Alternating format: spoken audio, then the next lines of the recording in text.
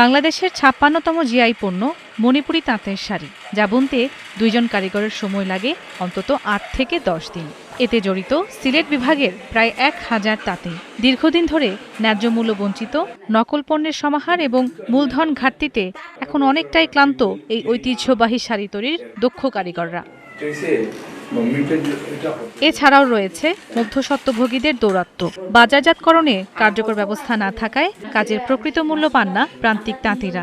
আছে প্রশিক্ষণ ও দক্ষতার অভাব, ফলে চাহিদা থাকা সত্ত্বেও ক্রেতাদের পছন্দ অনুযায়ী পণ্য তুলে দিতে পারছেন না তারা।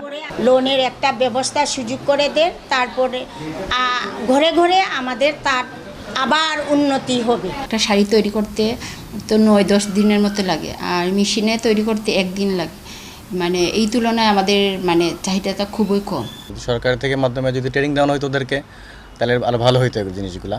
আর চাহিদা, প্রচুর চাহিদা আছে। শাড়িগুলো তৈরি হতে পারছে না, ডিজাইনগুলো নতুন হচ্ছে না, এই জন্য শাড়িগুলো একটু কম প্রোডাকশন হচ্ছে। বিশ্লেষকরা বলছেন, তাঁত শিল্পকে টিকিয়ে রাখতে প্রশিক্ষণের পাশাপাশি প্রয়োজন নকশার সুরক্ষা, কাঁচামালে ভর্তুকি ও সহজ শর্তে ঋণ।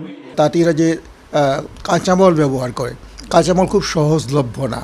অনেক কাপড় আছে যেগুলোর কাঁচামাল বাংলাদেশেও মিলে না, এটা মণিপুর থেকে আনাতে হয়। বিপণনের ক্ষেত্রে যদি সরকারি কোনো উদ্যোগ থাকে যে মধ্যস্বত্বভোগী যাতে কোনো ধরনের সুযোগ নিতে না পারে, তাহলে হয়তো আমাদের তাঁতিরা একটু উচ্চ মূল্য পাবে।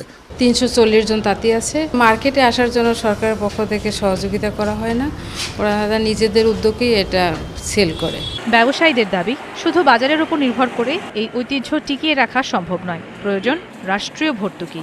তাঁত শিল্পকে বেঁচে রাখার জন্য বর্তমানে যে সেল হচ্ছে, সেখানে তাঁত শিল্পকে রক্ষা করতে গেলে একটা ভর্তুকি দিতে হবে।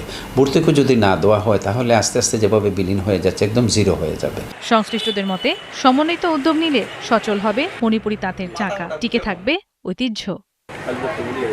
নুজহাত রাহনুমা, ৭১।